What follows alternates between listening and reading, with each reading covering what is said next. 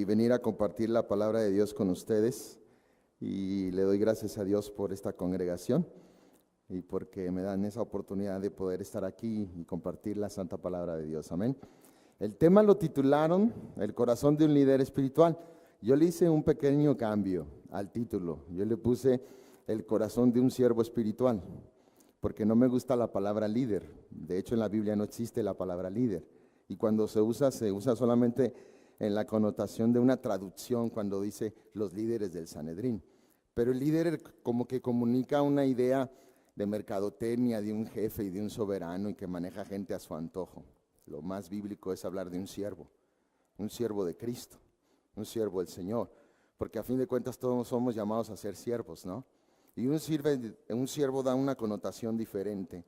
Como voy a hablar del corazón de Pablo, porque a fin de cuentas es hablar de Pablo, y vamos a conocer cómo realmente Dios usa a hombres como el apóstol Pablo y que da características muy singulares de lo que es un siervo de Dios, de lo que es alguien comprometido con el evangelio y que alguien que ha sido tratado por Dios en el corazón, porque recuerde que Jeremías 17:9 nos dice que engañoso y perverso es el corazón más que todas las cosas. ¿Quién lo conocerá? Dios, que prueba los corazones, ¿no es cierto?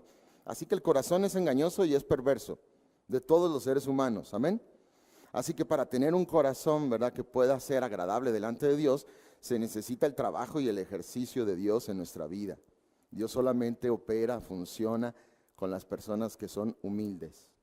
¿Recuerdan Jesús que dijo, aprended de mí que soy qué? ¿Manso de qué? De corazón. ¿Estamos de acuerdo? No de apariencia, sino de corazón. Y hallaréis ¿qué? Descanso para vuestras almas. Así que la persona humilde haya descanso, pero el rebelde no tiene descanso, ¿no es cierto? Entonces, para poder entender, Jorge leyó ya la introducción del pasaje y leímos estos textos, ¿verdad? Literalmente donde está hablando el apóstol Pablo de la preocupación que tenía por la iglesia de Tesalónica. Pero para que podamos conocer el corazón de Pablo y para que podamos ver con propiedad estos versículos que se leyeron, yo voy a hacer literalmente un marco histórico para que usted entienda, ¿verdad?, por qué salieron esas palabras del corazón de Pablo. Amén. ¿Me acompaña a hacer una pequeña oración? ¿Sí? Padre, estamos aquí en tu presencia, en este hermoso lugar, Señor, donde clamamos, Señor, que nos dirijas en todo momento a través de tu Espíritu Santo, que nos guíes a toda verdad y que la palabra que vamos a compartir esta mañana sea de provecho espiritual para todos nosotros. Guárdanos, Señor, para que en todo lo que se enseñe aquí en este púlpito, Señor, sea tu verdad. Ayúdanos en todo momento a darte la gloria, a poner la atención debida a tu santa palabra, Señor. Gracias, Señor, porque sabemos de antemano que tú nos vas a guiar en este momento. En el nombre de Jesús lo pedimos. Amén. Bueno, como les dije, para entender las palabras de Pablo, le voy a hacer un marco histórico para entender todo el contexto de la carta a los tesalonicenses. Nosotros rápidamente tenemos que el propósito de la carta era fortalecer a los cristianos de Tesalónica en su fe y darles una seguridad del regreso de Cristo, porque si ustedes vieran el capítulo 4, se daría cuenta que ellos ya tenían un pesar en su corazón y tenían problemas acerca de la doctrina, porque por ahí habían llegado cartas falsas y Pablo decía, ¿verdad?, que no conturbara su corazón como si fuera carta nuestra, porque habían circulado cartas falsas que los hicieron tambalear en cuanto a lo que era la resurrección. Y por eso Pablo tiene que escribirles, ¿verdad?, que el Señor mismo descenderá del cielo con voz de trompeta, ¿verdad?, con voz de arcángel, ¿verdad?, y que los muertos en Cristo resucitarán primero. Y les da ese ánimo y ese confort de regresar a la sana doctrina para que no estuvieran turbados por esa carta falsa que había circulado. Es muy claro que el autor de la carta es el apóstol Pablo y que los destinatarios era la iglesia de Tesalónica, pero que tiene aplicación a los cristianos en todo momento y en todo lugar, ¿no? Pero nos vamos a enfocar a la iglesia de Tesalónica. Es muy importante porque quiero que entiendan que la iglesia de Tesalónica era una iglesia pequeña, era una iglesia atribulada. Y es cuando de alguna manera el apóstol Pablo tiene una visión de un varón macedonio y la región de Macedonia textualmente era Filipos y Tesalónica. Así que eran, ¿verdad?, iglesias atribuladas, eran iglesias pobres, pero curiosamente si usted ve la segunda carta de los Corintios en el capítulo 8, el apóstol Pablo hace encomio de la iglesia de Macedonia, que exactamente eran los filipenses y los tesalonicenses. ¿Esto qué quiere decir? Que estas dos iglesias perseguidas, estas dos iglesias atribuladas y pobres económicamente, eran las iglesias más activas y las mejores de toda la que habla la Biblia. De hecho, la iglesia de Tesalónica es el modelo de iglesia. Y los tesalonicenses y los filipenses, que eran las iglesias pobres, sostuvieron económicamente al apóstol Pablo en todo su ministerio. No fueron las iglesias ricas las que sostuvieron a Pablo, sino la iglesia pobre. Qué interesante, ¿no cree? Ahora, es muy importante porque la carta se escribe aproximadamente en el año 51 después de Cristo, cuando Pablo llega a Corinto, y esta es una de las primeras cartas que escribe Pablo. En el marco histórico, fíjese bien, la iglesia de Tesalónica era muy joven, habiéndose establecido solo 2 o 3 años de que Pablo escribe la carta.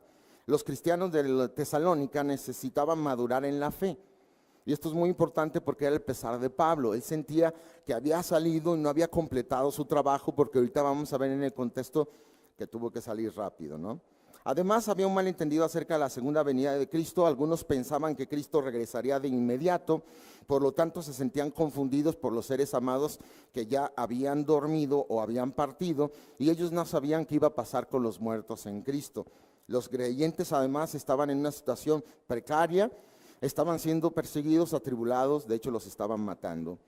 En la primera Tesalonicenses 4:14 dice Pablo para confortarles, porque si creemos que Jesús murió y resucitó, ¿usted también lo cree? Que murió y resucitó, así también traerá Dios con Jesús a los que durmieron en él. Entonces Pablo les comunica una esperanza extraordinaria a la iglesia de Tesalónica. Y sabe, a todos los cristianos lo que nos diferencia de allá afuera de la gente incrédula es la esperanza. El incrédulo no tiene esperanza.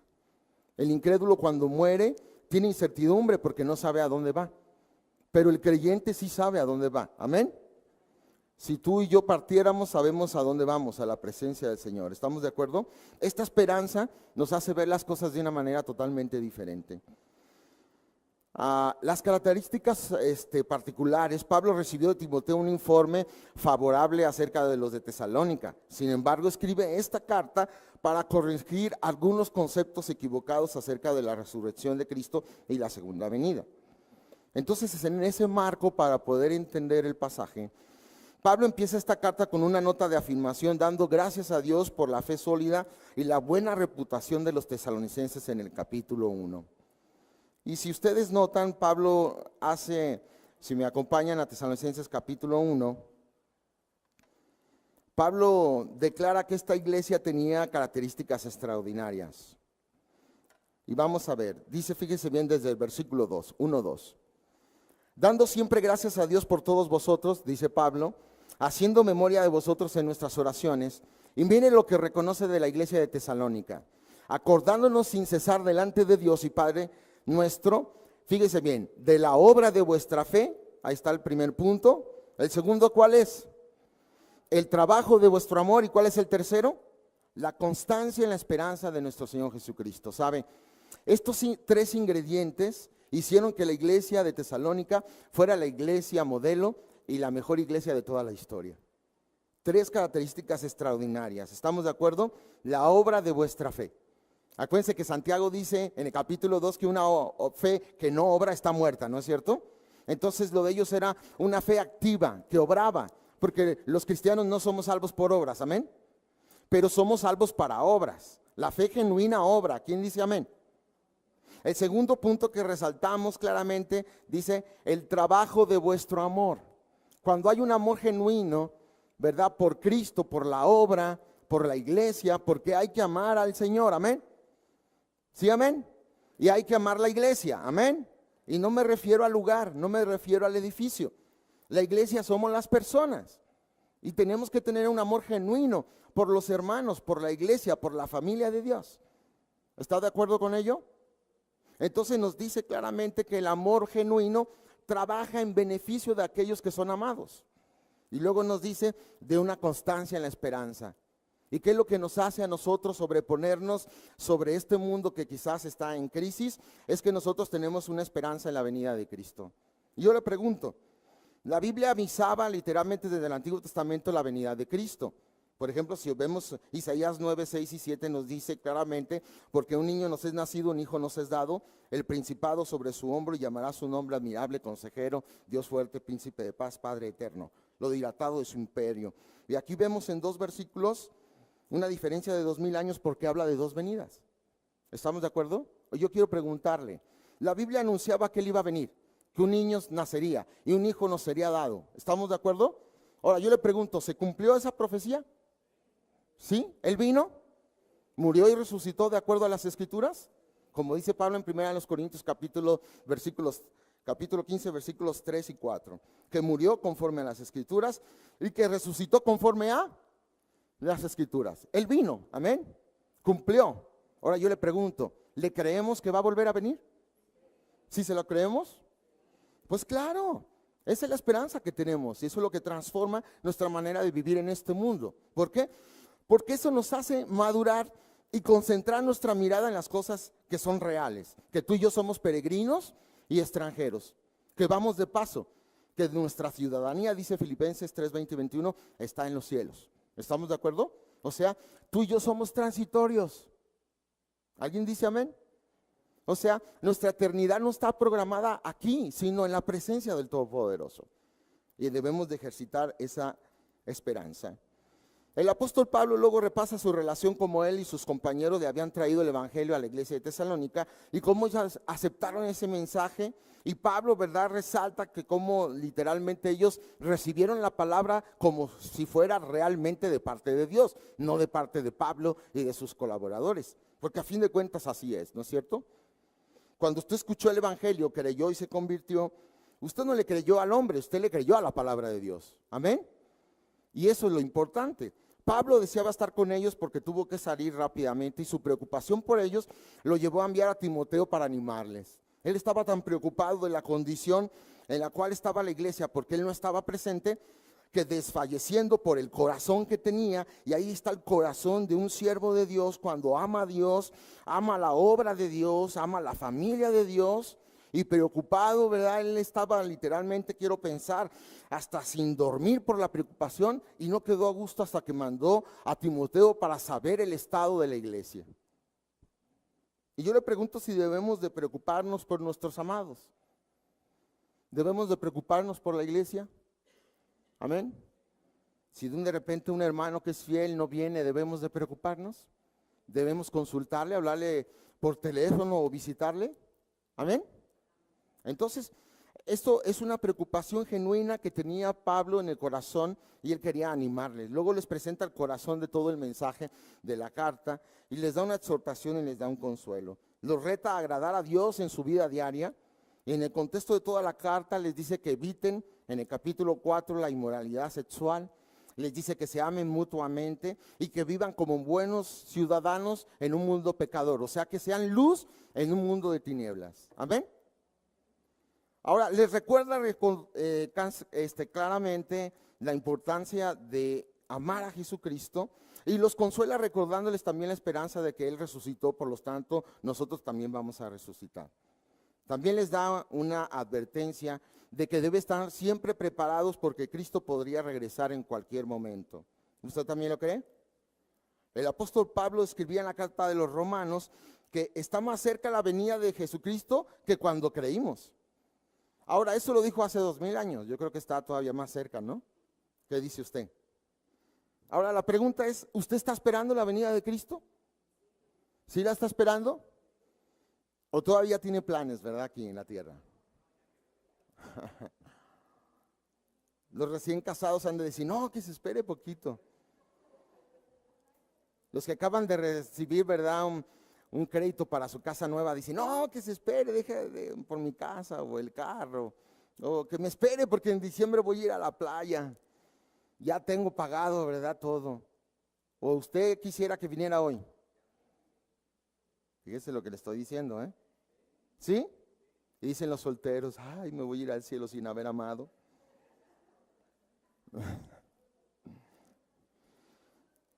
Hay un himno muy antiguo que dice, ojalá fuera hoy. ¿Lo ha escuchado? Ojalá fuera hoy, así es. Ahora, tenemos que estar preparados porque Cristo, ¿verdad?, en cualquier momento vendrá. Luego les da a los tesalonicenses una serie de consejos de cómo estar preparados para esa segunda venida. Y en el capítulo 5 dice que alentemos a los ociosos, que alentemos a los de poco o doble ánimo, que sostengamos también a los débiles y que seamos pacientes para con todos. Todo esto en el capítulo 5, gracias hermano. Les exhorta a que sigamos siempre lo bueno, estar siempre gozosos, que oremos sin cesar y que demos gracias en todo, que examinemos todo y que nos apartemos del mal y retengamos lo bueno. Cuando hacemos estas acciones, entonces es real que queremos que Cristo venga. Porque hay quien puede decir, sí, que ya venga, sirve que ya no pago las tarjetas de crédito que me traen hasta acá. Sí, que ya venga, sirve que ya no pago la casa. Sí, que ya venga, sirve que ya no aguanto a mi suegra, ¿verdad? Sí, que ya, pero eso no es un anhelo sencillo, genuino de que Él venga. La manera genuina de decir, Señor, ven, y que tú, como en la exhortación en Apocalipsis le dice el Espíritu Santo a la iglesia, ven, Señor Jesús, y la iglesia le contesta, amén, ven, Señor Jesús. Para que eso sea válido, tú tienes que estar viviendo en santidad. Si tú no estás viviendo en santidad y dices, ven, Señor Jesús, no es válido. ¿Me doy a entender? Es muy importante que tú entendamos, ¿verdad?, lo que Pablo está tratando de decir a través del ejemplo de la iglesia de Tesalónica. Pablo concluye su carta con 2 bendiciones y con una oración. Por lo tanto, veamos el marco histórico de lo que pasó. La iglesia de Tesalónica fue fundada por Pablo en su segundo viaje misionero. Y vea lo que sucedió. Acompáñeme a Hechos 17 y veamos la historia de lo que sucedió para establecer esta iglesia en Tesalónica. ¿Estamos ahí? Hechos 17. Dice el verso 1, pasando por Anfípolis y Apolonia, llegaron a Tesalónica, donde había una sinagoga de los judíos, y Pablo, como acostumbraba, fue a ellos y por 3 días de reposo discutió con ellos, declarando y exponiendo, ¿por medio de qué? De las Escrituras, que era necesario que Cristo padeciese y que resucitase de entre los muertos, y que Jesús, dice Pablo, a quien yo os anuncio, decía él claramente, Él es el Cristo, entiéndase, el Mesías prometido. Y algunos de ellos, ¿qué dice? Creyeron y se juntaron con Pablo y con Silas, que de alguna manera eran los colaboradores de Pablo, y también dice de los griegos piadosos gran número, y mujeres nobles no pocas.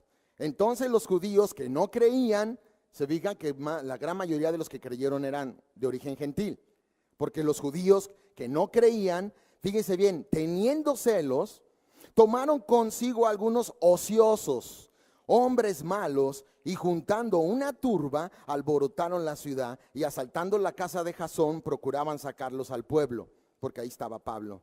Pero no hallándolos, trajeron a Jasón y a algunos hermanos ante las autoridades de la ciudad, gritando, estos que trastornan el mundo entero, también han venido acá, a los cuales Jasón ha recibido. Y todos estos contravienen los decretos de César, diciendo que hay otro rey, Jesús. Y fíjese bien, alborotaron al pueblo y a las autoridades de la ciudad oyendo estas cosas, pero obtenida fianza de Jasón y de los demás, lo soltaron inmediatamente. Los hermanos entonces enviaron de noche a Pablo y a Silas hasta Berea, y ellos, habiendo llegado, entraron en la sinagoga de los judíos. ¿Cuánto tardó Pablo en estar ahí en esa región? ¿Verdad? Claramente dice que como acostumbraba, él estuvo en la sinagoga de los judíos y estuvo por 3 días de reposo. ¿Cuánto tardó Pablo en levantar y establecer la iglesia de Tesalónica? 3 semanas. Entonces, ¿entienden su preocupación? Tuvo que salir de noche, corriendo como si fuera un ladrón, escondido, porque si no lo hubieran ejecutado. Entonces él sale, pero él tiene la congoja porque él tenía ese corazón de siervo.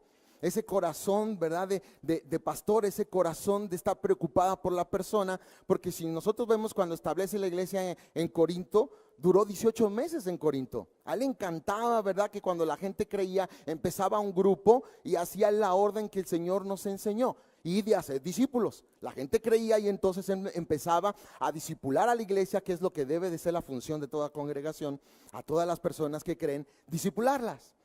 Y una vez que se establecía un liderazgo local, establecía ancianos y se iba. En Éfeso duró 3 años, en Tesalónica 3 semanas. ¿Cómo creen que estaba su corazón? ¿Estaría preocupado? Ahora, un hombre que realmente no es llamado por Dios y no es un siervo de Dios, ¿se preocuparía? No, y ahí es donde nace el corazón de Pablo, ¿lo alcanza a ver? Esa preocupación por aquellos que realmente, ¿verdad?, habían conocido de Cristo a través de su predicación.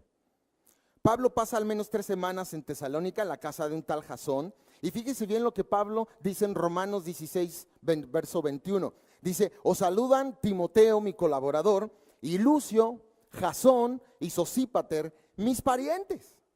Entonces, ¿qué era Jasón de Pablo? ¿Ya ve? Entonces dice que era pariente de Pablo. Posiblemente, ¿verdad? Es muy claro que estas personas que estaba mencionando eran parientes, entonces Jasón lo tenía hospedado en su casa, lo metieron a la cárcel a Jasón, se paga fianza y de noche lo sacan corriendo, vete, porque ahorita, ¿verdad? Estos judíos incrédulos son tus enemigos, ahorita todo está en contra de ti. Entonces, mientras estuvo organizando la iglesia también el apóstol Pablo, en esas 3 semanas, fíjense lo que era este hombre de Dios, ¿no? Vean su corazón. Él trabajaba en su oficio de hacer tiendas porque él sabía que los tesalonicenses eran pobres y no quería ser gravoso para ellos. Y observen lo que dice en 1 Tesalonicenses 2:9. Dice, porque os acordáis, hermanos, de nuestro trabajo y fatiga, como trabajando de noche y de día, para no ser gravosos a ninguno de vosotros, os predicamos el evangelio de Dios. Qué hombre tan extraordinario. Ya no hay cristianos así hoy en día. Llega a Tesalónica, por 3 semanas él tuvo que ir el día de reposo porque era el único día que él podía, ¿verdad?, llegar y compartir la palabra de Dios en la sinagoga. Y todo el resto de la semana dice que trabajaba arduamente de día y de noche. ¿Cuál era el oficio de Pablo? Hacer tiendas. Entonces llegaba y trabajaba porque él no quería ser gravoso a la iglesia porque él sabía que eran pobres. Miren lo que resultó el corazón de Pablo para estas personas. Estas personas amaban tanto a Pablo y Pablo amaba a estas personas que ya se comprometieron toda su vida ministerial al apóstol Pablo junto con la iglesia de Filipo, la iglesia pobre, a sostenerlo económicamente. Qué interesante. Los pobres sostenían la obra, no los ricos. Ahora, yo creo que es cuestión de corazón, ¿no cree? ¿Estamos de acuerdo? No es si eres pobre, es si eres rico, en el sentido económico. Es si eres pobre o eres rico, pero en la cuestión del corazón. ¿Estamos de acuerdo? Y es muy importante entender esta actitud de la gente como del propio Pablo. Ahora, Pablo emprende su viaje para Corinto y ahí se le unen Silas y Timoteo, y desde Corinto escribe esta carta a los de Tesalónica para exhortarles, establecerlos e instruir e inspirar, ya que estaba compuesta por demasiados gentiles. Observen Hechos 17:4, donde volvemos a leer, algunos de ellos creyeron y se juntaron con Pablo y Silas, y de los griegos piadosos gran número, y mujeres nobles no pocas. Esta era la iglesia literalmente, ¿verdad?, de Tesalónica. En ese repaso del capítulo 3 que nos toca estudiar y las palabras que leímos, en estos versículos Pablo recuerda a los de Tesalónica las circunstancias que se dieron, ¿verdad?, cuando fundó la iglesia. Y aquí vamos a ver el apóstol Pablo en acción y vamos a ver, yo creo, no sé ustedes que han estudiado y han leído, yo estoy convencidísimo que el apóstol Pablo tenía todos los dones. Es raro hoy en día que un hombre tenga, ¿verdad?, 2, 3, 4, 5 dones, pero yo creo que Pablo tenía todos, porque él hablaba en lenguas, era pastor, era apóstol, era maestro, era evangelista, tenía el don de exhortación, tenía el don de presidir, tenía el don de servir. Este hombre era un estuche de monerías, ¿no es cierto? Era un hombre preparado. ¿Por qué lo preparó Dios tanto? Porque Él extendió el evangelio hasta lo último de la tierra.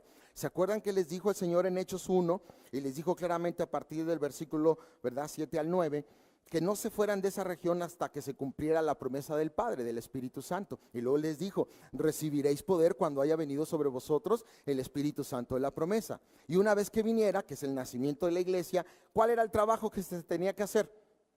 Y me seréis, ¿qué? Testigos en Jerusalén, en Judea, en Samaria, ¿y hasta dónde? Hasta lo último de la tierra. En aquel tiempo lo último de la tierra era España. Todavía no nos descubrían a nosotros los indios. Entonces la bandera de España decía non plus ultra, no hay más allá. Entonces cuando la gente llegaba a España decía llegué al fin del mundo. Hasta que Cristóbal Colón llegó y nos encontraron a los indios, ¿verdad? Y ya le borraron el non a la bandera de España, ya nomás dice plus ultra, más allá. Se dieron cuenta que sí existíamos de este lado, ¿no?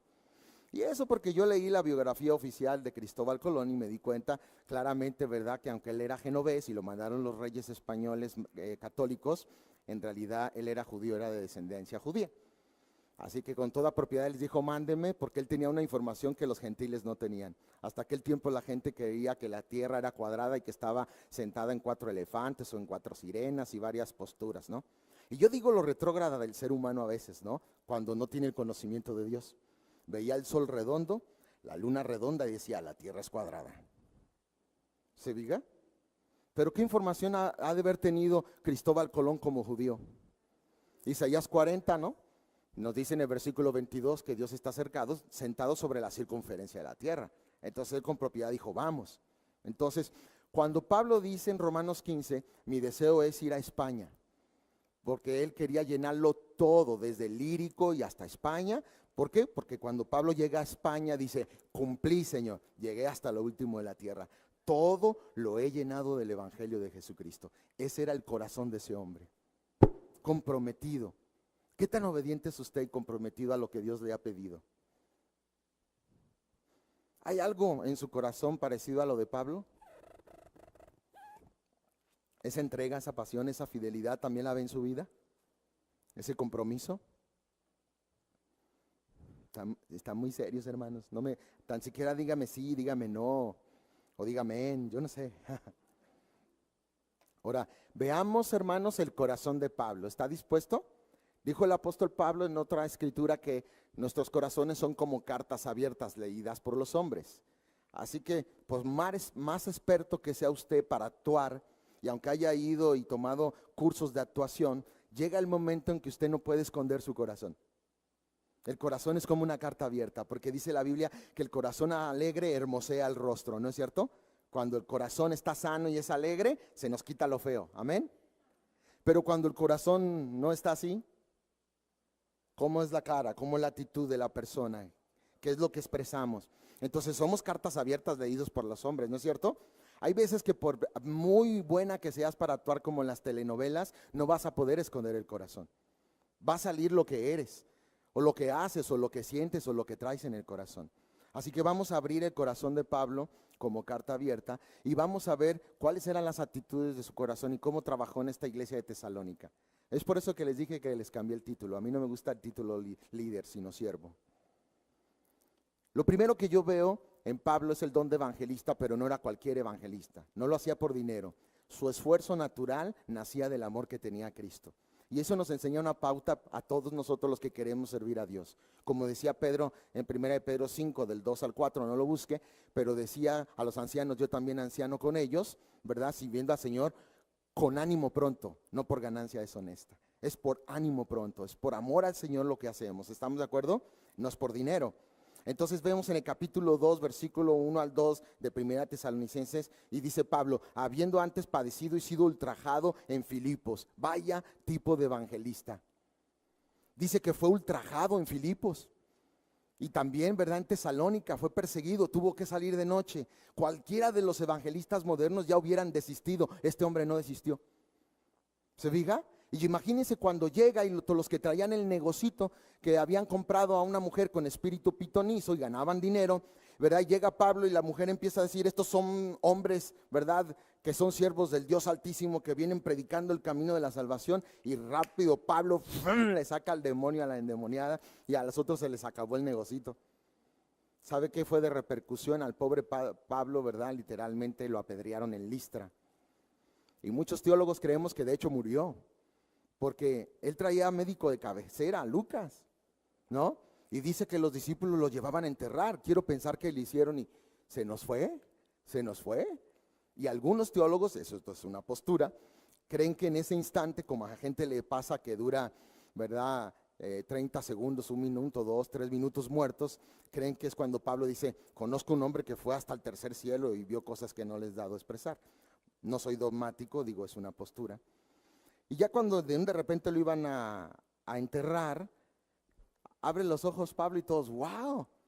Y cualquiera dijera, este va a meter carta de renuncia, ¿no? Al otro día estaba predicando.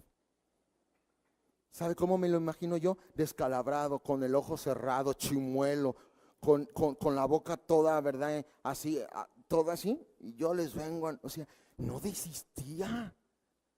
Qué hombre de Dios, qué corazón, qué pasión. ¿De dónde nacía eso en él?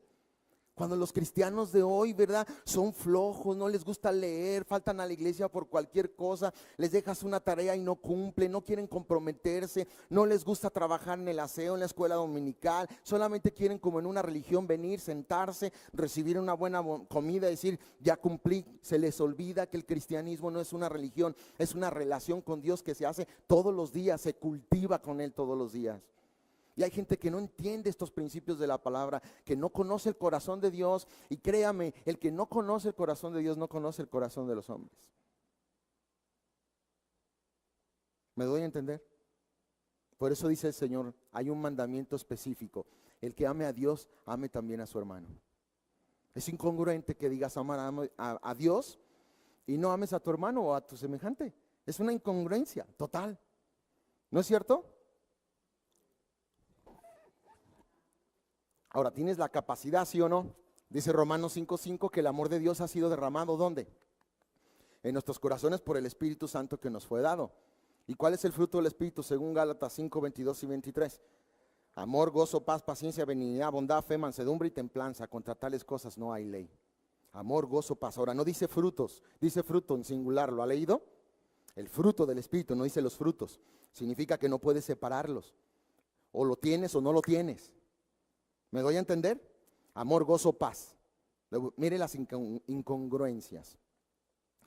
Usted no puede ver al hermano, a la hermana, o al familiar, o al vecino. No lo puede ver ni en pintura, le cae gordo porque siempre le echa la basura, ¿verdad? Y hay algo malo en su corazón que no es amor, amén.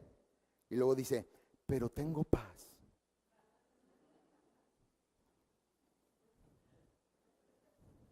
Ya ve que no los puede separar, no es frutos plurales. Si tienes amor, hay amor, gozo, paz, paciencia, benignidad, bondad, fe, mansedumbre, templanza. No hay amor, no hay nada. ¿Me entendió? Vivimos los cristianos en una fantasía. A veces somos tan ignorantes. Y vivimos en la fantasía de que nos portamos mal. No vivimos una vida cristiana digna. Más bien es indigna, innoble, abyecta totalmente a los ojos de un Dios que es 3 veces santo. Pero creemos que le seguimos cayendo bien a Dios y que Dios nos bendice. Oye, Él es 3 veces santo. Y dice 1 Juan 1:5, Él es luz y no hay tinieblas en Él. La única manera de que tú tengas una verdadera comunión con Él es que andes en santidad y andes en la luz de Cristo. Por eso dice el Salmo 25:14, la intimidad íntima de Jehová es con los que le temen y solamente a ellos les dará a conocer su pacto. Jehová tiene intimidad solamente con la gente santa que le tiene temor. ¿Qué te hace pensar que tú tienes una verdadera comunión con Dios? Dice el pastor Tozer que hay cristianos que viven de lunes a sábado como viles demonios y el domingo pretenden ser santos en la iglesia.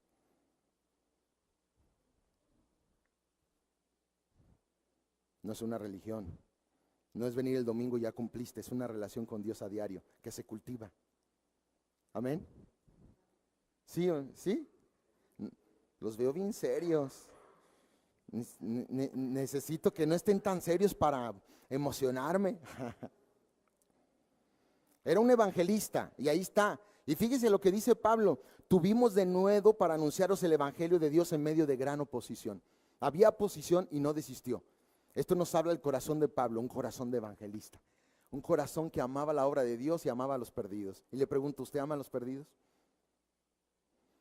¿Qué segundo indicador nos da el corazón de Pablo? Que era un predicador fiel. Capítulo 2, versículos 3 y 6 dice, porque nuestra exhortación no procedió de error ni de impureza, ni fue por engaño. Capítulo 2, versículo 3. Porque nunca usamos de palabras lisonjeras, dice el versículo 5. Y dice el versículo 6, ni buscamos gloria de los hombres. Un verdadero predicador fiel a la palabra y fiel a Cristo, cuando exhorta, dice, no procede de error ni impureza ni por engaño. Decía Pablo a Timoteo, te encarezco delante del Señor que hagas esto, ¿verdad? Sin acepción de personas. Un verdadero predicador predica la verdad. Y cuando necesita exhortar y llamar la atención, dice aquí claramente que nuestra exhortación no procedió de error, no procedió de impureza, de un corazón engañado, ni fue por engaño. Cuando Pablo exhortaba es porque había un amor verdadero y genuino. Pero el cristiano inmaduro, cuando anda mal y lo exhortan regularmente, se ofende y se va de la iglesia, porque cree que hay un corazón malo por llamarle la atención. ¿Se fija? Pero la pregunta es, ¿no nos deben de llamar la atención cuando andamos mal? ¿Eh? Y debemos de recibir la exhortación. Entonces, ¿por qué nos ofendemos si la exhortación procede de algo sano, de un corazón que te ama? Porque si yo te amo y te veo mal, te tengo que exhortar. Ahora aplique eso a sus hijos. Si usted los ve mal, ¿qué tiene que hacer? Exhortarlos, llamarles la atención. Inclusive la Biblia dice que debemos de usar vara.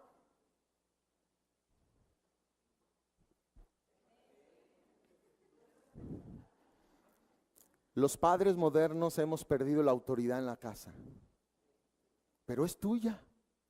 Dios nunca te la ha quitado, tú te la quitaste solo. Tú decidiste entregártela a tus hijos desde niños. ¿Qué quieren de comer? ¿A dónde quieren que siempre les diste la autoridad? Y ahora ya crecieron y ya no los puedes dominar. ¿Por qué? Porque siempre les diste la autoridad, cuando deberías de haber dicho, vamos a comer esto, vamos a hacer esto y vamos a ir a tal lado. Yo y mi casa serviremos a Jehová. O sea, obedecer para ti no es opcional. Yo soy tu papá, soy tu autoridad. No somos iguales. No soy tu amigo, soy tu papá. Pero se ha perdido eso. Y por eso las mamás, ¿verdad? Cuando ya crecen los hijos y son rebeldes, se vuelven la llorona. Ay, mis hijos. Pero la pregunta de Dios es, ¿cuándo aplicaste mi palabra? ¿Cuándo me obedeciste? Porque dice, usarás la vara, pero lo vas a corregir con vara, pero librarás su alma de Seol, ¿no dice el proverbio? ¿No nos dice, lo castigarás con vara? Porque la vara echa fuera la necedad del muchacho. ¿Del qué? Muchacho, no nomás es para los niños, es para los muchachos. ¿Se fija? Pero nos tiembla la mano, el talón de Aquiles de los padres son los hijos. Todo te aguanta, menos que digas algo a su santo hijo, que es perfecto. Pero era un predicador fiel, porque su corazón cuando veía el pecado lo reprendía. Amén. Cuando en esta iglesia se deje de predicar contra el pecado, significa que el corazón se corrompió. ¿Me entendió? Y la persona que no tenga ese corazón tratado por Dios, puede ser que se ofenda y hasta se vaya de la iglesia. Todas las congregaciones experimentamos gente que se va cuando hay exhortación o llamada de atención. Y a veces cargamos hasta el dolor y la culpa. Se fue por mi culpa. No, hermano, se fue porque la luz vino a él, pero amó más las tinieblas y decidió irse a un lugar donde no le exhibieran sus tinieblas. Un lugar cómodo, donde no se hable contra el pecado. Pero la iglesia de Dios es santa. Amén. Porque Dios es santo 3 veces. No se puede tolerar el pecado en la iglesia. No sé qué opine.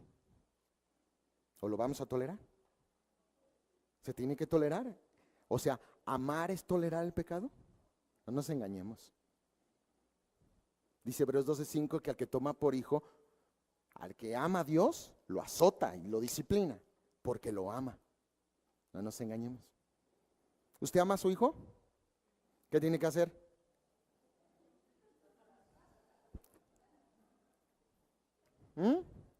No escuché. Ok. Ahora, fíjense el corazón de Pablo identificándose con los afectos de una madre. Qué interesante. Miren en capítulo 2 del versículo 7 al 8 dice, antes fuimos tiernos entre vosotros como la nodriza. Y toma la actitud de su corazón como si fuera una nodriza. ¿Qué es una nodriza?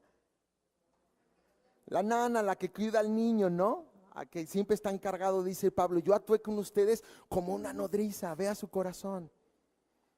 Y luego habla también de un obrero incansable en el 2:9 cuando dice, os acordáis hermanos de nuestro trabajo y fatiga como trabajando de día y de noche para no ser gravosos, porque eran pobres. Y ahí vemos al obrero incansable, a ese cristiano que tiene ese corazón, ¿verdad? Para Dios que nada lo cansa, da su vida, se desgasta por Dios. Hoy en día el 98% de los cristianos se desgastan en sus negocios y en el mundo, no en Dios, el 2% en Dios. Por ahí un hermano hace años dijo, muchos cristianos, ¿verdad? Le dan toda su vigor y su juventud y sus capacidades al mundo, ¿verdad? Y ya de viejos nomás vienen a darle los pellejos a Dios. Pero hay que ser desde jóvenes, porque bueno es al hombre llevar el yugo desde cuándo. Desde su juventud. No tienes que esperar a llegar a viejo para servir a Dios. Amén. Esto es porque la actitud del corazón es la que te hace si vas a servir o no vas a servir. No necesitas llegar a cierta edad. ¿Estamos de acuerdo? Pero aquí vemos que él era un obrero incansable. El quinto ejemplo de su corazón lo vemos en el 2:10, y ahí vemos un ejemplo fiel donde dice: vosotros sois testigos, y Dios también, fíjese bien, de cuán santa, justa e irreprensiblemente nos comportamos delante de vosotros los creyentes. ¿Cómo era el comportamiento de Pablo delante de la iglesia? Santo, justo e irreprensible. ¿Cómo debe de ser un siervo de Dios? Santo, justo e irreprensible. Este es el corazón de los verdaderos siervos de Dios. Y yo no quiero que usted se equivoque pensando que siervos nada más son los ancianos, los diáconos o los pastores. Es para todos los cristianos, todos somos llamados a ser siervos de Dios y a tener esta clase de corazón. ¿Sí está de acuerdo? No conmigo, con lo que dice la Escritura. Entonces dice el apóstol Pablo, de cuán santa, ¿verdad? Ha sido mi manera de comportarme, y esto habla de su vida espiritual ante Dios. Justa, habla de su testimonio ante los hombres, e irreprensiblemente su testimonio ante todo el mundo, pero sobre todo de él mismo. Pablo no se engañaba, él sabía quién era. Él era un hombre genuino y veraz. Él reconocía realmente lo que había en su corazón. Pero así como tenía el sentimiento como de una nodriza, también tenía el sentimiento afectivo de un padre. Y fíjese bien lo que dice en el 2:11 y 12. Como el padre a sus hijos, exhortábamos y consolábamos a cada uno de vosotros. Un siervo de Dios ve a los hermanos, ¿verdad?, también como sus hijos. En un sentido sano espiritual. ¿En qué sentido? Como el padre al hijo, los exhortábamos y los consolábamos a cada uno de nosotros. Y en varios pasajes, en Corintios 4:14, en el 6:13 de la segunda de los Corintios, en Gálatas 4:18 y Filipenses 1:10, siempre Pablo, ¿verdad?, habla de este rasgo como un padre. Y como un padre ama a su hijo y lo corrige, así también deberíamos nosotros de trabajar en la vida espiritual de los hermanos. ¿Se fija? Por eso si usted anda mal y los hermanos le aman, los siervos de Dios, los ancianos o los pastores, tienen ese corazón como un padre, lo van a exhortar y lo van a animar a que siga de pie y que se aparte del pecado y glorifique a Dios con su vida. Amén. Ahora también Pablo habla de rasgos de no solamente de nodriza, de madre, no solamente de padre, no solamente era un predicador, ¿verdad?, osado con la verdad, y no solamente era un gran evangelista. También él se empata en el sentido de hermandad, porque no solamente hablaba de que su postura siempre era de ser autoridad. Yo soy el papá, yo soy ¿verdad?, la nodriza. O sea, también se empataba con los hermanos. ¿En qué sentido? Se veía igual cuando les llamaba como hermanos. Y fíjense lo que dice en el 2:17, pero nosotros, hermanos, separados de vosotros por un poco de tiempo, de vista, pero no de corazón, tanto más procuramos con mucho deseo ver vuestro rostro. Y se identifica en la hermandad, en la familia. ¿Estamos de acuerdo? Porque todos los cristianos somos parte de una sola familia. Hay muchas congregaciones, pero iglesia nomás hay una. Y todo el nacido de nuevo es parte de esa verdadera iglesia. ¿Estamos de acuerdo? Y nuestro común denominador es nuestro Padre Celestial. Así que todos los cristianos genuinos somos una familia y somos hermanos. Por eso Pablo dice en Efesios 3:14 y 15, por esta causa doblo mis rodillas delante de Dios, de nuestro Padre, ¿verdad?, del Señor Jesucristo, de quien toma nombre toda familia en los cielos y en la tierra. Hay familia en el cielo, en la tierra. Voltea alrededor, por favor, voltea alrededor. Ve a todos los que están aquí. Velos, échales una mirada, que se crucen sus ojos. Lo que tú estás viendo aquí es tu familia. Y créemelo, es superior a tu propia familia, porque tu papá, tu mamá, tío, primo, hermano, y no importa cuán lejos o cercano sea tu familiar, si mueres sin Cristo, no va a ser tu familia por la eternidad, va a dejar de serlo, no lo vas a volver a ver. Y a estos que son tus hermanos en Cristo, es tu familia eterna. ¿Sí se entiende? Es tu familia eterna, la familia espiritual. Pero también Pablo era un mayordomo. Y como mayordomo él tenía la premisa clara. Un cristiano debe entender que es mayordomo. Y hay 4 puntos para entender la mayordomía rápidamente. Todas las cosas son de Dios. Primer punto. Un mayordomo no es dueño. La casa no es tuya, el carro no es tuyo, el negocio no es tuyo, la esposa no es tuya, el esposo no es tuyo, los hijos no son tuyos, tu profesión, tu inteligencia, tu capacidad, ni siquiera el cuerpo es tuyo. Nada es tuyo. Tú eres un siervo, un mayordomo. No actúes con arrogancia. Pues dice Santiago 1:17 que todo don perfecto y toda dádiva desciende de lo alto, del Padre de las luces, en el cual no hay mudanza ni sombra de variación. Todo lo que Dios ha puesto en tus manos viene de Él. Y tú eres un mayordomo. El segundo punto, ¿cuál es? Es que eres responsable de todo lo que puso en tus manos. A uno les da más, a otros menos. Dios da conforme a la capacidad. A uno les da 5 talentos, a otros les da 3, a otros les da 1. Si te tocó uno, no reniegues, a veces ni con el 1 puedes. Y criticas al de 5, pero el 5 regresó, ¿verdad? 10, y el de 1 nada. Lo que tú tienes viene de Dios y es de acuerdo a tu capacidad. ¿Estamos de acuerdo? El tercer punto es que vas a dar cuenta de todo. Pero el cuarto punto de la mayordomía es que Dios va a recompensar con galardón y corona al buen siervo. O sea, hay motivación para trabajar genuinamente, ¿amén? ¿Sí, amén? Entonces es un mayordomo y dice el 2:19 al 20, ¿cuál es nuestra esperanza o gozo o corona? ¿En qué tiene la mirada Pablo? En la corona, en el galardón, y les dice, no lo sois vosotros delante de nuestro Señor Jesucristo, como diciendo Pablo, yo voy a recibir corona por toda la conversión de ustedes porque les prediqué el evangelio. Entonces cada que usted predica el evangelio y guía a una persona a los pies de Cristo, ¿qué va a recibir usted? Entonces, ¿por qué no anuncia el evangelio en todo momento, en todo lugar y a toda persona? ¿Por qué no trae el evangelio en la boca, en el corazón y en la mente como lo hacía Pablo? No me avergüenzo del evangelio, es poder de Dios. ¿O eres cristianos de la secreta? ¿A poco tú eres de esos aleluyas? No, ¿cómo crees? Voy con mi vieja para que no me diga nada. Entonces no eres de esos. No, nomás voy para llevármela en paz. Ahí te va pues la chela, pues échala. Y ahí te va el cigarro marihuana, pues échalo. ¿Cómo ves este negocio tranza? Pues le entro. Que acabo, nomás voy allá por apariencia.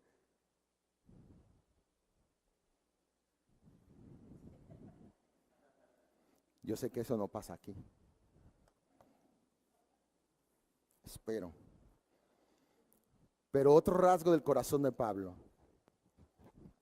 de ese siervo fiel, un misionero dispuesto. Y la pregunta es, ¿qué tan dispuesto estás a renunciar a tu voluntad y hacer la de Dios? Hace años estábamos orando, 3 hermanos, nosotros en la iglesia los miércoles nos reunimos y cantamos y tenemos la prédica y al final oramos siempre, todos los miércoles, toda la iglesia. Y hacemos grupos de 2, de 3 y estábamos orando unos y un hermano empezó a decir, Señor, necesito que me ayudes, necesito que me des esto y ocupo aquello y lo otro, y empezó a hacer y tengo planes de esto y todo, y esa era su oración. Y luego otro hermano empieza a orar y dice, Señor, yo te ruego que no le cumplas nada, que estropee sus planes, que él entienda el señorío tuyo sobre su vida y que renuncie a su voluntad y que mejor en su posición de su corazón diga, Dios, quiero hacer tu voluntad. Y el otro hermano le hacía así, como diciendo, ¡ay, qué gacho! Si somos amigos, hermanos, ¿verdad? Pero, ¿qué tan dispuesto estarías a renunciar? Pablo renunció a todo por Cristo. Y vaya que él tenía más que tú, instruido a los pies de Gamaliel, circuncidado al 8º día, de la tribu de Benjamín, en cuanto a la ley fariseo, en cuanto a celo perseguidor de la iglesia, y tenía muchos beneficios. Muriendo Gamaliel, ¿quién iba a ser su sucesor? Pablo. Él era cuna de oro desde el principio, era miembro del Sanedrín, y de acuerdo a Josefo el historiador, para ser miembro del Sanedrín tenías que ser de dinero, y tu padre tendría que haber estado en el Sanedrín. Entonces Pablo tenía muchas credenciales, pero dice, pero todo esto, toda esta ganancia la tuve por basura, por la excelencia del conocimiento de Cristo, por amor del cual lo he perdido todo y lo tengo por basura. La palabra griega ahí significa, ¿verdad? Escatá, estiércol. Dice Pablo, todo lo que me ofrece este mundo para mí es estiércol. Para mí lo único valioso es ganar a Cristo. Y no está hablando de la salvación, sino ganar el reconocimiento de Cristo, porque para los buenos siervos Dios va a decir 3 cosas allá arriba. Bien, buen siervo y fiel. Dice Pablo, eso quiero ganar. ¿Cuántos cristianos así habrá hoy en día en las congregaciones? ¿Cómo hemos bajado de nivel el cristianismo? Y vivimos un nivel espiritual tan bajo que nos parece normal. Y cuando alguien está en ese nivel, parece extraño y fenómeno, porque el estándar es muy bajo. ¿Se entiende? Por eso observe, Dice Pablo, hace notar que no necesita la lástima por sus sufrimientos, ya que estos no le sorprendieron y lo hicieron tambalear en lo que Dios le ordenó hacer. Porque vosotros mismos, dice Pablo, sabéis que para eso estamos puestos. ¿Se acuerdan que va a ir a Roma y sale el profeta Gabo y le agarra el cinturón y dice, el que es dueño de este cinturón, ¿verdad? Y empiezan todos a llorar y dice Pablo, hey, ¿qué hacéis quebrantándome el corazón? Estoy dispuesto, ¿verdad?, a dar la vida hasta que termine lo que el Señor me pidió. No me interesa mi vida, yo voy a hacer lo que me pidió. Cristianos de resolución, hombres de Dios, dispuestos, no importa el costo. Y él entendía que las pruebas que Dios permitía en su vida eran necesarias para crecimiento. No hay otra forma de madurar y de crecer espiritualmente más que a través de la prueba, a través de todo ese trato de Dios. A su propio Hijo lo sometió, dice Hebreos 5:7. Dice, Cristo en los días de su carne, ofreciendo ruegos y súplicas con gran clamor y lágrimas a aquel que le podía librar de la muerte, por lo que padeció, aprendió la obediencia. ¿Para qué nos permite Dios padecer? Pero tu oración es, Señor, que no me duela, que no me falte, por favor, dame todo lo que necesito, protégeme, mándame un arcoíris y ponme debajo de tus alas, Señor, y que todo me salga bien. El cristiano maduro que empieza a entender a Dios dice, Señor, ¿verdad? Humíllame, quebrántame, estorba los planes que tengo si no te glorifican, entrégame a la muerte, Señor, y estórbame. Y haz lo mismo con mi esposa y mis hijos.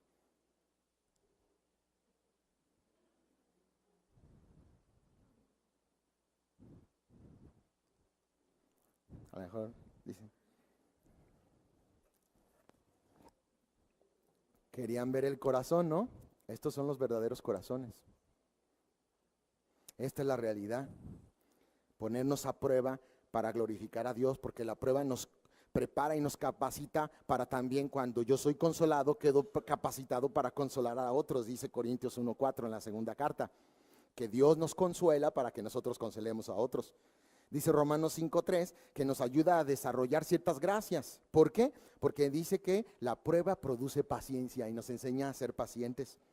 Nos ayudan también a aumentar nuestro celo por extender el evangelio, porque dice Hechos 4:29 que empezaron a orar y dicen, Señor, ¿verdad? Hay oposición, nos quieren hacer esto, pero nosotros oramos para que, ¿verdad?, sigamos predicando tu palabra. Por eso nos ayuda a eliminar, de hecho, la escoria. Cuando agarras el oro, cuando es bruto, se tiene que meter al fuego. Y una vez que se mete al fuego, ¿verdad?, toda la impureza sale y se aparta. Así que el fuego purifica el oro. Y la pregunta, de acuerdo a Pedro, ¿qué es lo que va a purificar tu fe y sacar la impureza? El fuego de prueba.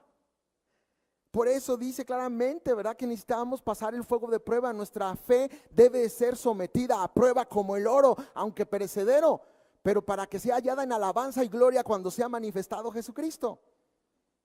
En palabras de Job, en el capítulo 23, verso 10, dice Job, Él conoce mi camino, me probará y saldré como oro. Amén. ¿Usted desea eso? Voy a los últimos detalles. Mire, el corazón de Pablo se ve en la preocupación que él tenía por los hermanos de la iglesia de Tesalónica, pues por la oposición tuvo que salir y no terminó su trabajo de discipular y capacitar, que es lo que siempre hacía. Duró 3 semanas. Y él estaba preocupado porque él no era mexicano. A él no le gustaba la mediocridad, no le gustaba dejar las cosas a medias. Él tenía que terminarlas. Era un hombre de resolución. No como muchos de los mexicanos que tenemos ese gran problema, ese acervo cultural de ser mediocres en todo lo que hacemos. ¿Se fija? Entonces hay bueno, pero hay mejor y hay excelencia. Y el mexicano, ¿verdad?, cristiano, tiene que entender la excelencia del servicio a Cristo. ¿Alguien dice amén? Si lo que haces es bueno, pero ¿cuántos creen que se puede mejorar? Tu servicio a Dios es digno, pero ¿cuántos creen que se puede hacer con excelencia? Y la pregunta es que si vas a llegar a la excelencia en la predicación sin prepararte, o vas a llegar a la excelencia en el canto y en la música sin ensayar. Beethoven decía que era un virtuoso. Si dejo de ensayar un día, yo lo noto. Si dejo de ensayar una semana, los críticos lo notan. Y si dejo de ensayar un mes, cualquiera lo nota. Por eso era un virtuoso. Ensayaba de 4 horas a 8 horas diarias. Lo llevó a ser un virtuoso. Yo le pregunto, ¿cualquiera puede ser un virtuoso sin esforzarse? La sabiduría no es de los flojos.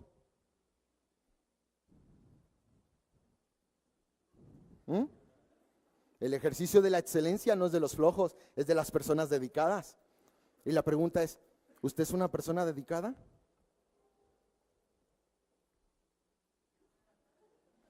No, les digo que ahora los traigo mudos.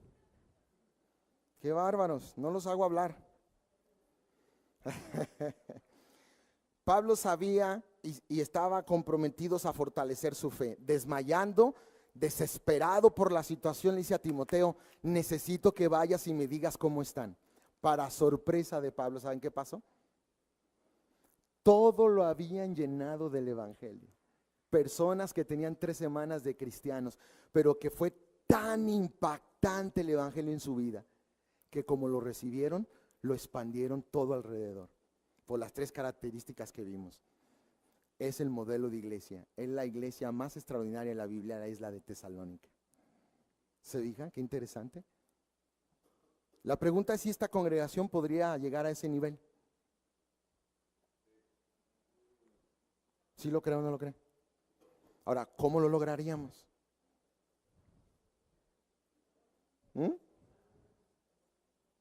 ¿Sí, amén? ¿Sí? Ok. Entonces Pablo, ya mire cómo cambia todo.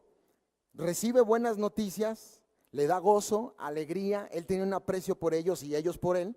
Y entonces el último punto del corazón de Pablo lo vemos como un guerrero de oración. Y en el 3:6 dice, ya con las buenas noticias, pero cuando Timoteo volvió de vosotros a nosotros y nos dio buenas noticias de vuestra fe y amor, y que siempre nos recordáis con cariño, deseando vernos, y dice, fíjense bien, como también nosotros a vosotros, por ello, hermanos, en medio de toda nuestra necesidad y aflicción, dice Pablo, fuimos consolados de vosotros por medio de vuestra fe. Como dice Pablo, cuando me di cuenta de su fe, de que a pesar nomás estuve 3 semanas, pero que cayó la semilla en buena tierra y que todo lo llenaron del evangelio de Cristo, dice Pablo, wow, no se imaginan cuánto gozo y consolación le dio a mi corazón saber de la fe de ustedes. Mucho me regocijé, dice la carta de Juan, al ver que tus hijos andan en la verdad. Amén. Y luego fíjese lo que dice, porque ahora vivimos si vosotros estáis firmes en el Señor. Como diciendo, yo casi estaba desfalleciendo al borde de la muerte, desesperado por saber cómo estaban ustedes. Fíjense cómo nos tenemos que preocupar por las personas que están en nuestra congregación. Pues ya se fue, que se vaya, que le vayan. Órale, que acabo, ya saben, los tumores hay que extirparlos. ¿Verdad que no es así? Entonces dice claramente el verso 10, observen, orando de noche y de día con gran insistencia. ¿Cómo ora usted? ¿Es un hombre de oración, una mujer de oración? Cuando usted ve biografías de grandes hombres en la Biblia o en los 2000 años de historia, si ve la historia de George Whitefield, el predicador al aire libre, o a Dorinan Hudson o Hudson Taylor, los misioneros a la China, al África, o si ve la vida de Susana Wesley y empieza a ver testimonios de gente, todos tenían un común denominador, pasaban bastantes horas de rodillas buscando el rostro de Dios. David decía en el Salmo 63, de madrugada te buscaré, mi alma está apegada a ti, ¿verdad? Y en tu nombre alzaré mis manos porque tu misericordia es mejor que la vida. Ese hombre adoraba a Dios de una manera extraordinaria. Y Pablo dice, orando de día y de noche, ¿es una hipérbole? O sea, ¿es una exageración? ¿O cree que oraba de día y de noche? ¿Usted qué cree? ¿Usted qué dice? ¿Le ha tocado a veces que no puede dormir? ¿Que trae algo en la cabeza y no puede y mejor se la pasa orando porque ahí está? ¿Sí le ha pasado? Qué raro, se me hace que no. A mí sí me ha pasado que a veces tenemos tanta carga de preocupación por cosas o por personas que no podemos dormir, y lo más sano es que, pues levántate de la cama, mejor ponte de rodillas y ora delante del Señor. Por eso te está poniendo la carga. De día y de noche. ¿Y qué pidió Pablo? Fíjense bien. Con gran insistencia pidió estas cosas, fíjense bien. Ver el rostro y terminar de disipularlos. Señor, te pido, dice, mi oración es, fíjense bien, en el verso 10, orando de noche y de día con gran insistencia. ¿Cuál era la petición? para que veamos vuestro rostro y completemos lo que falta a vuestra fe. O sea, el discipulado, la enseñanza, toda la doctrina, porque decía Pablo, no he rehuido a darles todo el consejo de Dios. ¿Ya vio lo que oró? Mire, segunda cosa que oró en el 3:11, que le permitiera regresar a Tesalónica. Dice, mas el mismo Dios y Padre nuestro, y nuestro Señor Jesucristo, dirija nuestro camino a vosotros. El anhelo de regresar para concluir lo que no había terminado. Y tercero, dice el 3:12, por crecimiento espiritual y abundancia de amor en ellos. Dice, y el Señor os haga crecer y abundar ¿en qué? En el 3:12, ¿qué dice? El Señor, dice Pablo, mi oración de día y de noche es que los haga crecer y abundar en amor. ¿Para quién? Unos para con otros, y para con ¿cuántos? Hasta para con los de afuera. Como también lo hacemos nosotros para con vosotros. ¿Se fija? Ese es el corazón. El corazón del creyente. No solamente ama a los que le aman, aman aún a los de afuera, a los perdidos específicamente. Y cuarto, ¿qué pidió Pablo en el 3:13?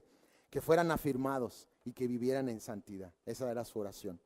Para que sean afirmados vuestros corazones irreprensibles en santidad delante de Dios nuestro Padre, con la venida de nuestro Señor Jesucristo y con todos sus santos. Eran las 4 cosas que él pedía incesantemente día y noche por Tesalónica. ¿Usted qué pide por sus hermanos? Dicen, oiga, a veces me dicen los hermanos, ¿no? Ya ve, en la iglesia, doy conferencias en varias iglesias, doy clases en varias iglesias, doy clases en el Instituto Bíblico La Roca y también doy clases en la Universidad de San Diego Christian University, y ando en muchos lados y luego seguido me preguntan, ¿verdad?, sobre este aspecto, y es muy importante para mí siempre contestarles conforme a la palabra del Señor, ¿no? Porque nos dice que vivan en santidad delante de Dios nuestro Padre en la venida de nuestro Señor Jesucristo, que sean afirmados los corazones. ¿Cómo? En un cimiento estable, en la doctrina de Cristo, en el fundamento que es Él, porque nadie puede poner otro fundamento, el cual es Jesucristo. Y que llevemos su ejemplo de santidad. En pocas palabras, Dios nos ordena, no es opcional ser santos. ¿Me escuchó? No es opcional, es una orden. Primera de Pedro 1:15-16, sean santos, porque yo soy santo en toda vuestra manera de vivir, como está escrito, y se refiere a Levítico 11:44. Sean santos como yo soy santo. La santidad para la iglesia no es opcional, es una orden. ¿Sí, hermanos? Entonces, para cerrar este tema ya, entonces dice claramente, un recuento, las actividades de los de Tesalónica, en el 2:13 y 14, ¿qué dice Pablo acerca de ellos? Dice que habían aceptado la palabra de Dios como la verdad de parte del Señor. Anhelaban, dice el 3:6, ver a Pablo de nuevo tanto como él deseaba verlos. Pero Pablo habla de otro detalle, las actividades de Satanás en la iglesia. Y esto pasa en todas las congregaciones. Tienes que estar consciente de ello. Lo que Pablo dice acerca de sus enemigos, los judaizantes, porque dice que habiéndose levantado entre los judíos, los que no creyeron son los que hicieron todo el alboroto. Y yo les pregunto, ¿siempre va a haber oposición o no va a haber? ¿Aún dentro de la iglesia se puede dar ese fenómeno? Dice que ya habían matado al Señor Jesús y a sus profetas, dice, y ahora, ¿verdad?, vienen a nosotros, y en el versículo 15 dice, nos expulsaron. ¿Se acuerdan que lo sacaron de noche?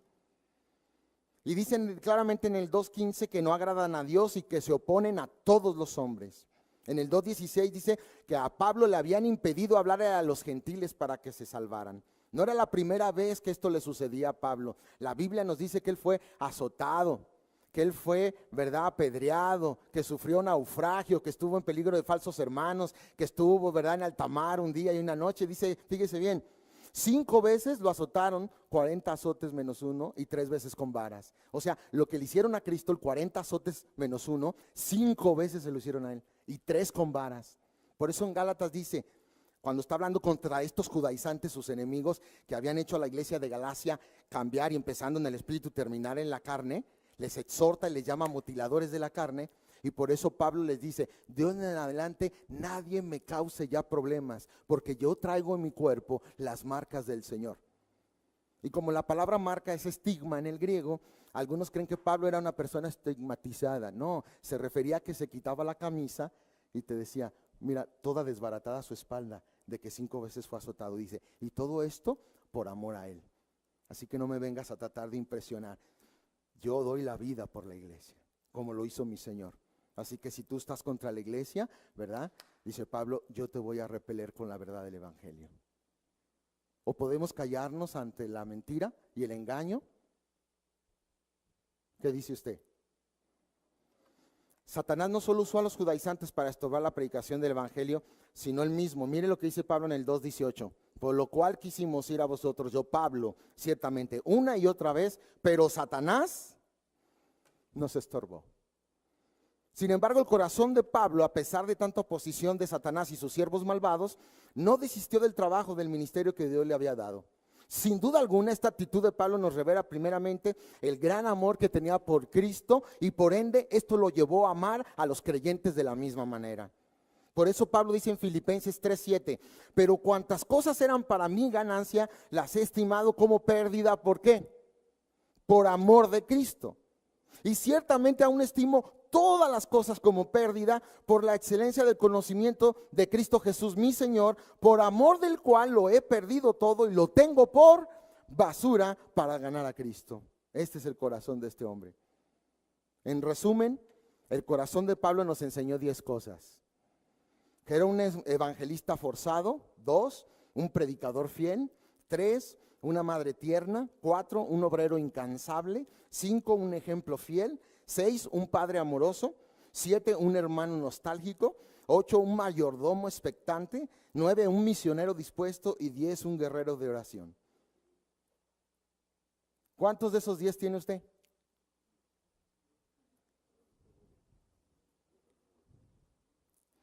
Entonces la exhortación es clara. Pablo, a través de ese ejemplo, nos revela el corazón y las actitudes que deben tener los que pretenden servir a Dios.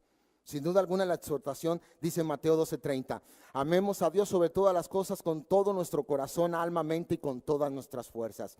Si tú no amas a Dios de esta manera, tú no puedes amar a tu semejante de la misma manera. Este amor de Pablo por las personas es porque primeramente lo tenía por Cristo. Si tú no aprendes a amar a Dios de esta forma, sobre todas las cosas, con toda tu alma, mente, corazón y fuerzas, tú no vas a poder amar a nadie de esa forma. ¿Sí? ¿Es claro? Haciendo esto tendremos un corazón preparado para amar a nuestros hermanos. Y que inclusive, ¿cuántos se saben Juan 3:16 de memoria? Yo creo que todos, ¿ya? Amén. ¿Cuántos se saben primera de Juan 3:16? ¿No? Todo el mundo se sabe Juan 3:16, pero primera de Juan 3:16, a ese ya no, porque ya no les conviene. Dice primera de Juan 3:16, en esto hemos conocido el amor, en que Él puso su vida por nosotros. También nosotros debemos de poner la vida por los hermanos. Ese nadie se lo sabe. Pero ni siquiera te ofreces a darle raite en tu carro, no lo vaya a ensuciar sus chiquillos, ¿verdad? Ni siquiera ves la necesidad y eres movido a misericordia. Sí. O sea, ¿qué tipo de cristianismo quieres vivir? ¿Cuál es tu corazón? Yo no entiendo. ¿De qué te sirve saber la Biblia y venir a una iglesia? Esto es en tu vida diaria, es tu relación con Él. Si tu relación no está bien con el Señor, no está bien con nadie. Si tú no aprendes a amar a Dios de esa forma, tampoco vas a amar a tu esposa, a tu esposo, a tus hijos de esa forma, ni a tus hermanos. Imagínense tus enemigos, los que están a último en la cola, pues mucho menos. Todo radica en un corazón lleno de amor por Dios, llevado a la práctica. Amor por Dios es lo que te revoluciona. Amén. Ponte de pie. Padre Santo, vimos el corazón de un siervo tuyo. Vimos las actitudes de un corazón que ha sido gobernado por tu señorío y por el Espíritu Santo. Y vemos que a nosotros nos falta mucho, Señor. Pero la raíz de todo es el amor a ti. Nosotros levantamos la misma oración por esta iglesia, como Pablo oró por Tesalónica. Que crezcan, Señor, en amor para ti y para sus hermanos y hacia todos. Señor, que tu palabra sea de bendición y no vuelva vacía. En el nombre de Jesús lo pedimos. Amén. Gracias.